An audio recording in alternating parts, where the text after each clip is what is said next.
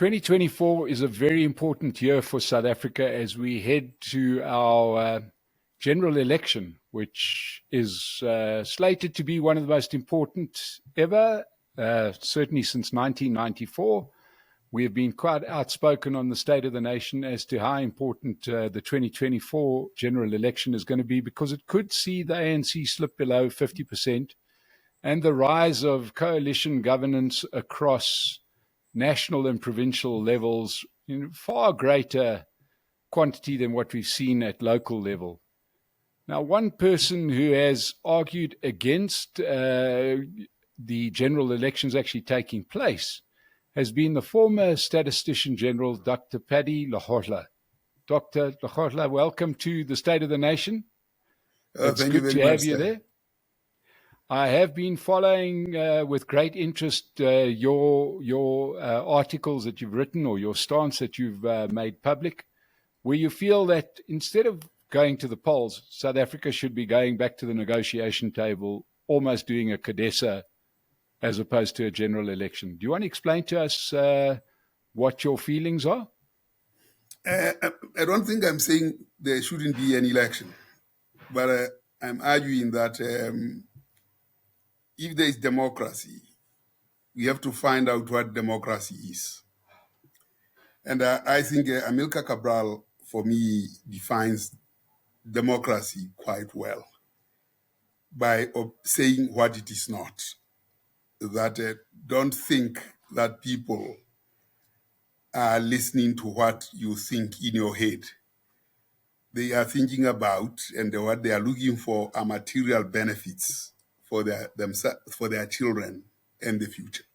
That's how he defines democracy. Now, if that's the definition of democracy, and I'll add onto that the act of democracy is the judicious distribution of services across space and time. And that judicious distribution must be an improving one on a sustained basis. Now, if we premise our argument on that, and we argue for democracy, as it is laid in the Constitution as well, that of course one part of it is free choice, the other part of it, which is the substantive democracy, is this one that Amilcar Cabral talks about, material benefits to generations. Now, at the moment, the question is, this act of free choice, what would it be premised on? Would it be premised on elect and regret, or will it be premised on material benefits in perpetuity for generations? So this is why I'm saying let's pause, because where we are at the moment, from our experience of 30 years, and then our more recent experience of how coalitions have functioned, we have seen how the politicians exchange favors, especially in the era of coalitions. And by the way, coalitions are good things. Don't get me wrong, coalitions are a good thing. They happen in many governments, but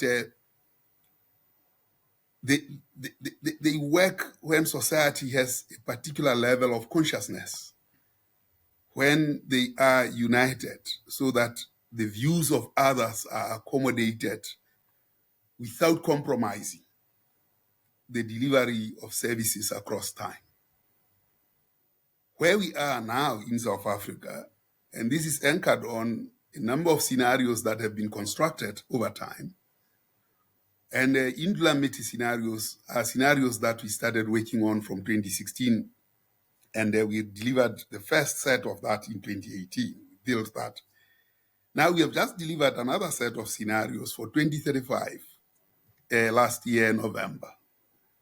By all counts, the direction we are headed towards is that of a vulture culture. And a vulture culture means that the politicians will be working, dealing and wheeling amongst themselves while this nation goes down the drain. And we'll have the elected The question is, will have democracy been served by that kind of possibility? Or do we need to sit back and say, what is it that we need as a nation? There is no doubt that from the culture of Gwara Gwara nation, a nation of disorder and the immobility between the West, because that's the Gwara Gwara scenario that we talked about in the 2018. In fact, the assessment of that Gwara Gwara situation, scenario, is that it is deepening. And in its deepening, it will generate a vulture culture. And this trajectory is not new. This trajectory, when I was in government and we were working in government, for the two scenarios that government created, the latter one around 2007, they said there will be a Muvango scenario. This was like the murder she wrote by Fletcher. And that is playing out now. You can go back to those scenarios, the future we chose. Those scenarios are on the government website. It's called The Future We Chose. And then you go to the Muvango scenario and you read through those scenarios. What was not very clear was who will be the actors at the moment. But the actions were articulated quite clearly there from the people that were in Polokwane, the grievances of Polokwane to the grievances of Mangaung. And then, of course, we didn't touch on the grievances of Nasre, because Nasre was not, we didn't know where the next conference of the years will be. But we see that grievances continuing to this day. And those scenarios have a number of things that they talk about. Out goes growth. That is growth is out of the window. That's what we are seeing now. Not yet, out goes growth. That is the characteristic of that. I'm just counting the four things that happen there. The champ slips up. And we have seen the champ slip up, and we've seen Palapala, and of course, the Secretary General of the ENC says, well, we protected Zuma, and these are the things he did. Now, what's different from Palapala now, and what can we expect? These are serious and heavy issues. They, of course, concern one party. But of course, that's the party that is governing us, and therefore we have to be very, very critical, or at least be alive to the things that are going to be there. Now, so, Dr. Lehohla, oh, sorry, carry on. The fourth part was the ushering of a new dawn. Unfortunately, we don't see a dawn when it's so dark and there's no light, both literally and figuratively. Now, society has to take back democracy and then define for themselves what is the meaning of democracy, how can they shape it, and then say, now this is what we need. We want an employee that will then ride this democracy we have defined for ourselves. And that employee, we will chuck out, not after 5 years. We'll chuck out whenever they violate the covenant that we have with them. Here is the danger about democracies, that here is a political party. It decides by itself who it is. It decides for itself what it wants to deliver. And they come to us and say, vote for us because we will do the following. Now, what is the participation of society? Is it only the vote and the applause? What has been the role of society? Society must define what it needs and then must go and look for a jockey. You can't have a jockey and the horse coming to you as a package. It can't be right. There is a moral hazard in that kind of politics. And the time of technology now, information technology and everything, enables society to actually claim back democracy and turn this thing on its head and define for itself what it needs, and then they can go and look for an employee who is the politician. Dr. Lehohla, we've had a number of people on the State of the Nation, people like Martin Kingston, Advocate Umtokulu, Stavros Nicolau. These are business people that suddenly chose to assist the ANC government just ahead of an election. Claim it's not state capture or election meddling. It's like, how could we let the country go down the toilet, right? Now, one would imagine the question that I always put to them is, where were you 10 years ago when the problem was being made? Now, similarly, your call for stop the elections looks a lot like, whoa, we don't like what the scoreboard is saying because the ANC is going to lose. Let's suddenly go back to the negotiation table. Surely, if the ANC doesn't get a majority, that's what the people want. I'm not really in favor of any party myself. After all, I belong to none. I've never belonged to any party, quite frankly.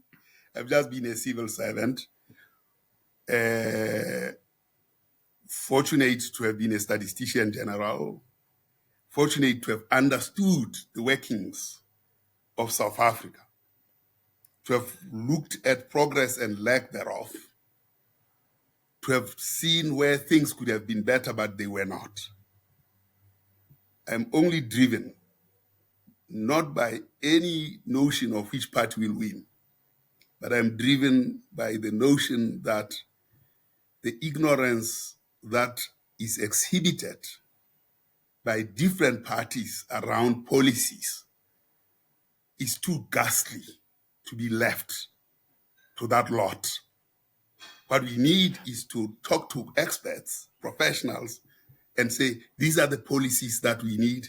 These are how these policies should work together. Let's go and search for a leader who will execute this. That's the only interest we have. At this point in time, there is none of those. I've talked to Martin himself, and I've said, you as business, you went to government in 2020 when COVID started. You had a good program. The things that you said could be done. I didn't believe in what you had in your bag because there is no path that proves that we could deliver what we were going to deliver.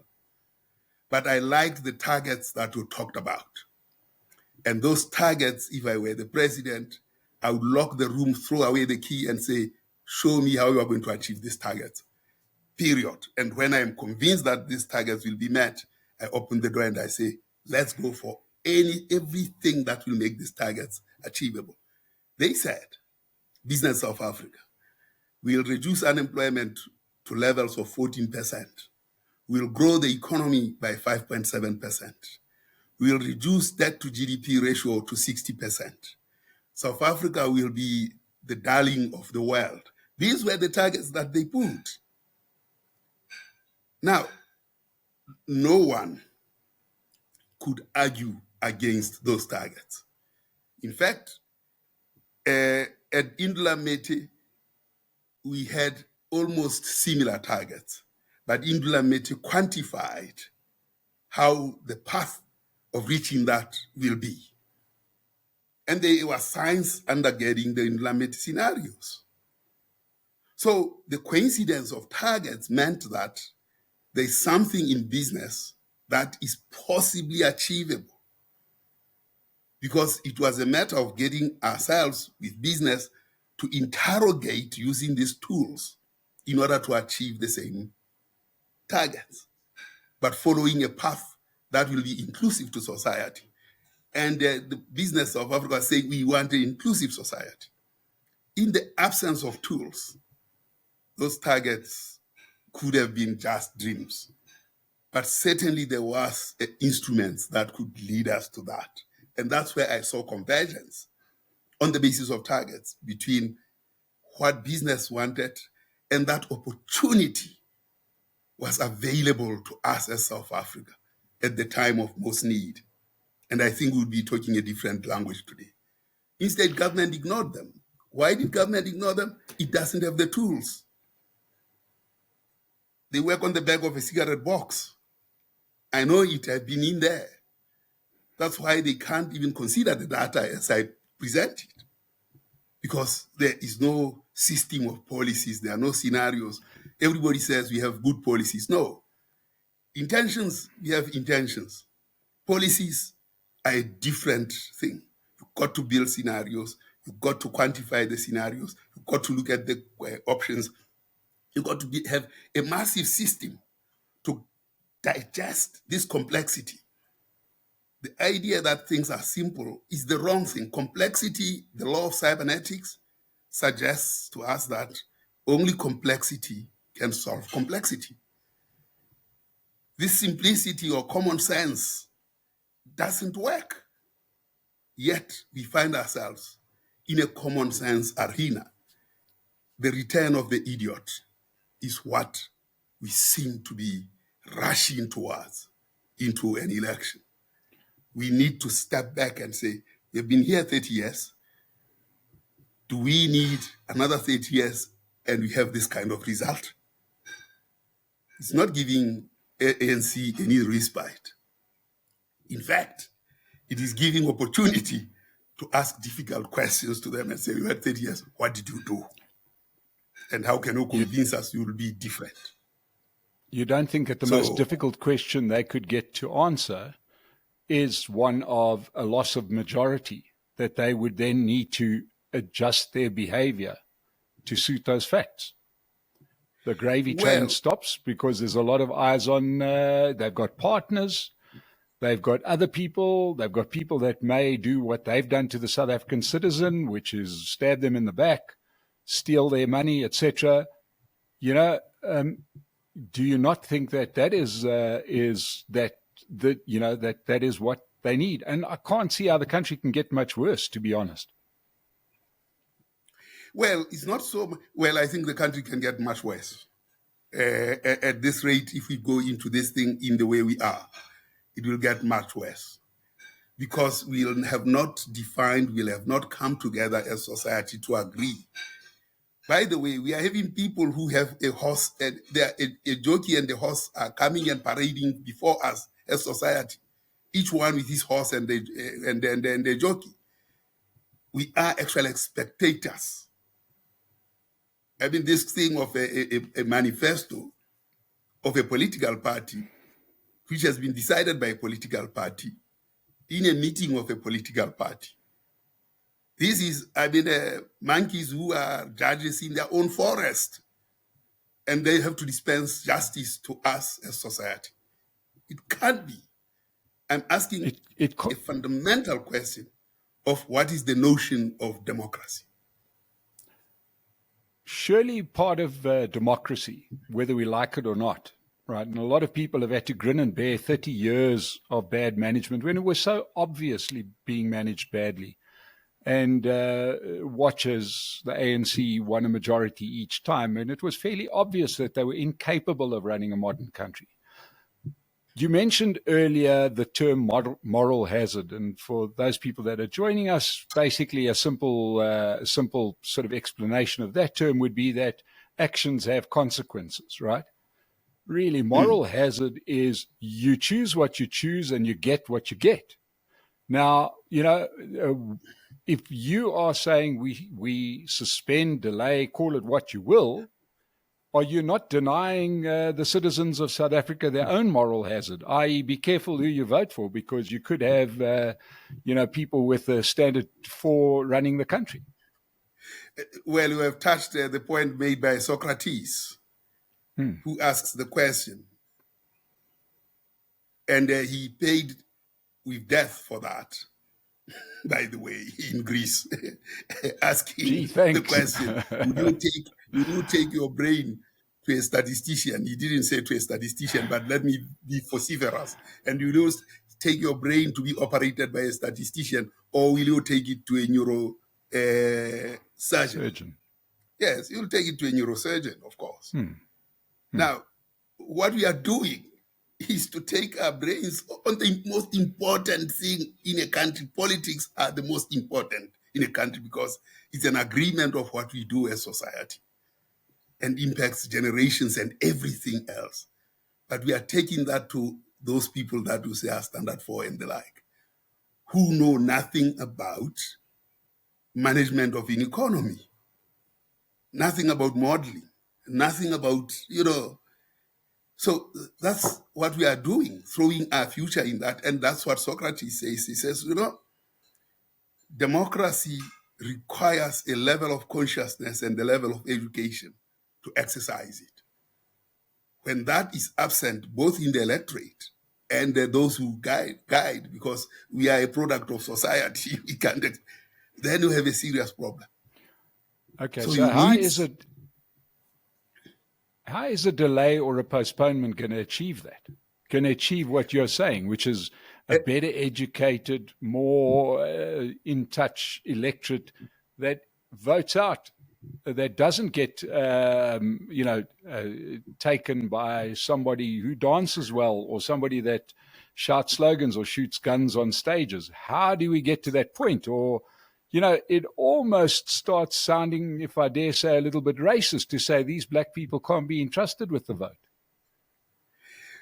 Well, it would certainly be that way if we said they can't manage themselves. Because whites didn't manage themselves that well because they created all this poverty anyway. They managed themselves for their own good, but left everybody out. Now, but you could say then the electorate got what they voted for, which was their thing, their part of the economy working really well, their neighborhoods working really well, obviously at the exclusion of other people. I'm saying democracy now includes everybody. Surely everybody is voting in their self-interests. And if they choose to have bad governance, then so be it. Well, it's true that the definition of democracy also includes that definition. I remember Professor Kimball, who was our lecturer at university, had lectured in Ghana and then lectured in Zambia and lectured in Lesotho, and said, democracy is the freedom to choose to govern or misgovern yourselves. That's democracy. Now, yes, we have free will to misgovern ourselves. Yeah. But and that's what we're choosing. That's what we have chosen. But certainly there comes a time when in the life of society that we can actually anticipate what we are choosing when we know the policies, and we don't talk about knowing the policies from a paper that talks about good intentions. When we know the policies and how we know that they'll be galvanized and what they will include and what they will exclude, it's only when we have actually done this modeling exercise, looking at scenarios, looking at the best case, the worst case, looking at the best case and saying, how do we quantify this best case to give us the best results? And who actually, in that process, you will say, now who are the best people that can execute these policies? But really what you're suggesting then is benevolent dictatorship. A country run by a committee of really clever people that then go out and put the best person in the best position, but we're not going to worry too much about the electorate out there. Now, is that the suggestion? I can't see where this is headed. There has to be a separation of these whole things. The people who are technocrats, technocracy is necessary to do this. But then you actually have to look at people who have integrity, who have ethics, who have that as a moral guide around how that thing can be done. So this is where the election should be. We have to construct this horse as society and then go and choose the best who can run it so that we can hold them to account. At the moment... Hold who to account? Who then do we hold to account? You hold the politicians. You're saying there's going to be the super committee that chooses best man for the job, right? No. And then you hand it over to it's not the committee that... It's not the committee that chooses the best person for the job. We need the best policies proven ahead of time using tools of foresight And then we go to the market and say, who is the best person in politics? Because you cannot do this without politics, because politics are about an agreement of what should be done. Now we need the best politician to drive this horse, to guide this horse, and to look at it. That's when a sensible election can happen. Let's be practical here. Let's be practical for a minute. And let's put it in language that will be quite unpopular. But we've got 9 provinces in this country, and one province looks like none of the others. Okay? It's a completely different show, right? The Western Cape is streets ahead of the other 8 provinces. Therefore, if you came down from Mars, descended from above, you looked at this country, you would say, let them run the country because they're running their province so well. You would say that. Okay? But yet it's almost sacrilege to say that, because what will happen is somebody will put their hand up and say, what about cohesion? Do you know what I mean? Absolutely. But whereas there's a gulf in management of the country a mile wide between one province and the other. Okay? Now, you and I can agree that we, and a man of standing like yourself, let alone an old white guy like me, couldn't stand up and say, guys, let's suspend the election and let those guys that run that province so much better than you're running your provinces run the country. It just wouldn't work. We'd have revolution on our hands. So I'm saying, as intellectually correct as you may be, the practicality is if you put best man for the job, regardless of who that person is, it's not going to pass go. Do you know what I mean? You're going to have all sorts of aspersions aimed at that particular person. I just don't see, I see it almost as a waste of breath and a waste of energy doing what you've done, and I respect you deeply. Since I wrote this article, of course, there are people who say outright lunatic to me that this is lunacy. Democracy cannot wait. This will be undemocratic. But I think I found a number of people coming back and saying a pause is necessary so that we can reflect on what we are about to choose. I've also received requests by political parties that say, what are the policies? What's happening in education? You know, I mean, you have the whole ruling party that has never reflected in a manner that would change the policy on education. Yet, that is going down the drain and it is not generating what needs to be generated. And that matter is not a matter of saying we'll change the policy. It's a matter of deep discussions in society around what does it mean. You see, I've been looking at how do you solicit ideas bottom up. You solicit them in different ways, and bottom up, you get these ideas, they come and get presented to you. Now, how do you digest them to understand what the priorities could be? It is that process of understanding that digestion that is required so that I know that I need electricity, I know I need water, I know I need that, I know I need that, all those things. When you put them on the table, they all look the same, and you do not know what to prioritize. When you process that information, technically, which is what we have done at Stats SA most of the time, you actually see what are the key issues that bother South Africa or that inhibit South Africa from moving forward. It's unemployment, which is a consequence of low education levels, which is a consequence of delayed intervention on how you finance higher education. At some point in 2012, 5% of those who had degrees were unemployed.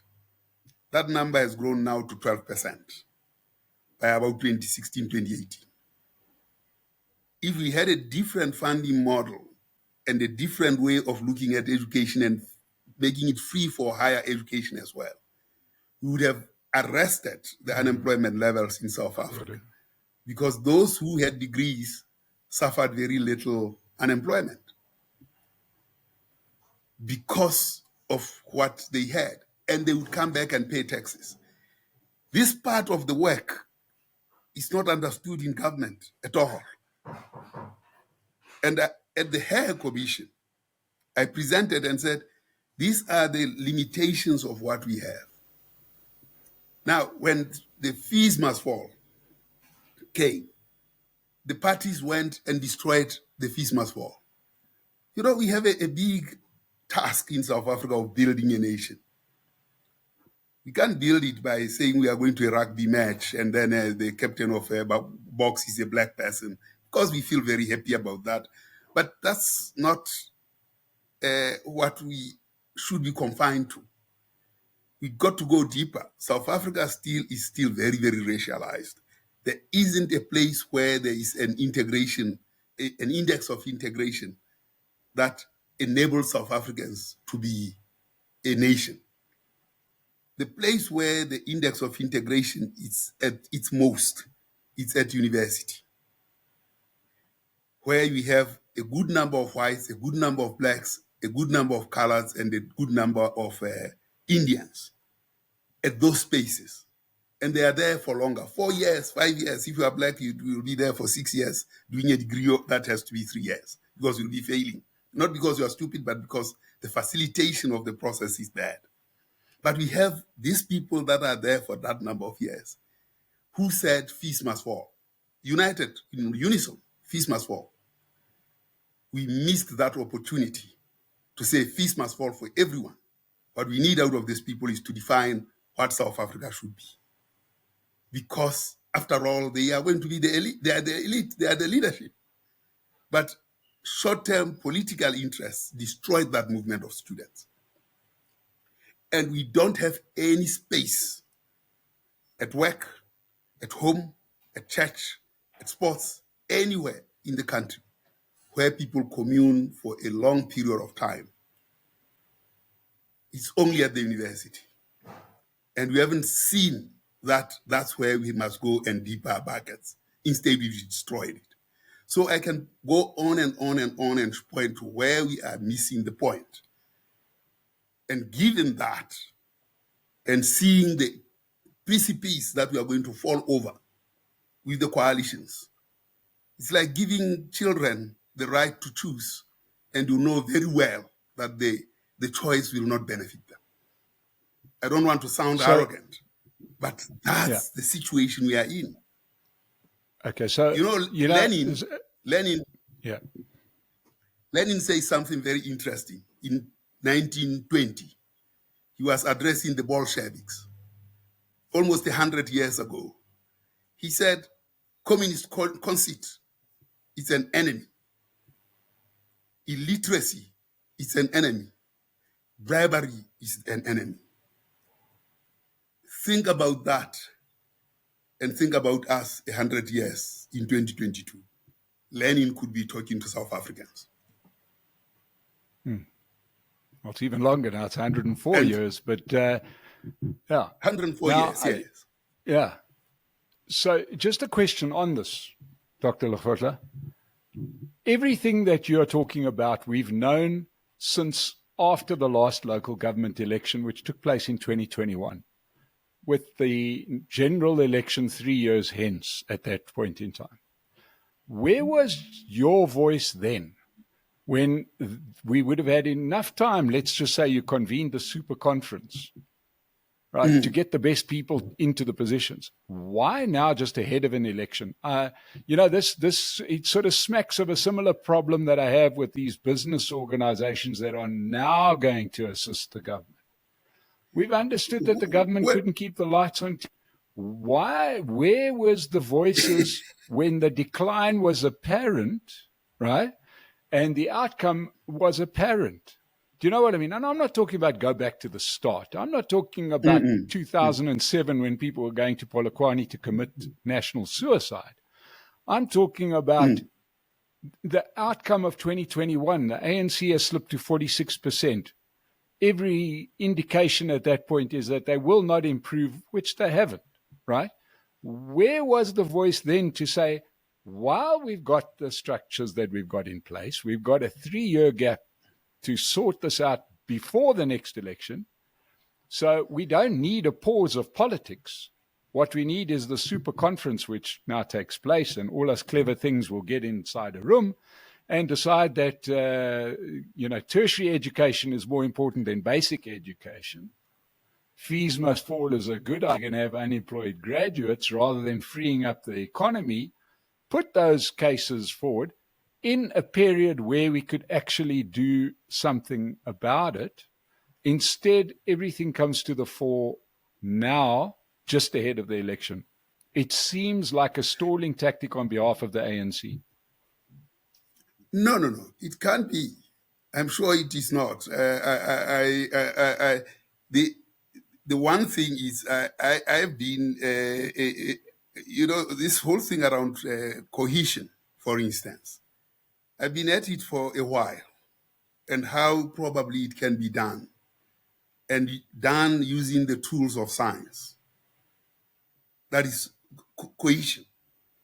And part of it is what I've talked about at university, because in 2016, when I was making my submission to the Higher Commission, I said, this is what should be done, because we have this kind of problem of social cohesion. The second part of it is certainly looking at other instruments that can bring people together. I'm no longer a statistician general. Of course, when I was a statistician general, my position doesn't allow me to go into policy. And correctly so, because there is a moral hazard. When you measure, you can't go and comment on policy, because when the policies don't work, you are likely to change the numbers. That's the moral hazard you have.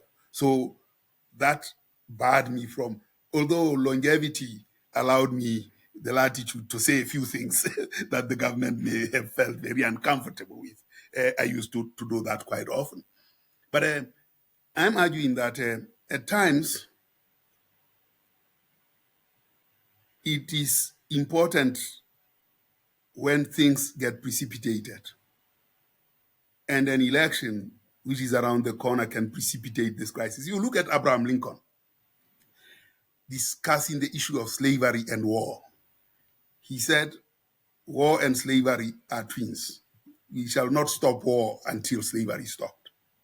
And I think we are in that kind of position where we have to use the leverage of the imminence of an election to precipitate this kind of discourse in order to make ourselves aware that whatever choices that we are going to make are choices that are not going to deliver, except choices that say we have chosen and we'll live with the consequences. Consequences that we have hitherto not digested. Now, coming to this issue of this team of business people, this is the worst crime that I've ever seen in the world, where business comes and says, we are coming to help you. In 2020, that was the time that government should have accepted help. But government was arrogant. One, arrogant because of ignorance. Now, they are in a corner and business is picking the winners. That's their interest. There's nothing to do. I mean, we have created a situation where